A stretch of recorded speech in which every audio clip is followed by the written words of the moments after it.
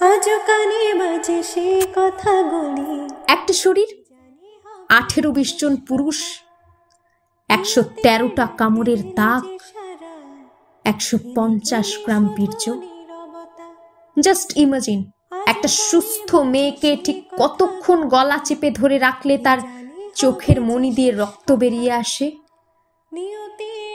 এই পুরো সময়টা যে দুজন ব্যক্তি মমিতার হাত চেপে ধরেছিল, তাদের মধ্যে একজন মমিতার ফিমেল কলিগ। আই রিপিট, মমিতার ফিমেল কলিগ। চোখ দিয়ে রক্ত বেরিয়ে আসার আগ মুহূর্তে মমিতা নিশ্চয়ই এই ফিমেল কলিগের দিকে তাকিয়েছিল। চোখের ভাষায় বারবার বোঝানোর চেষ্টা করেছিল, আমাকে বাঁচাও, তুমিও তো একটি মেয়ে। আহারে আহারে,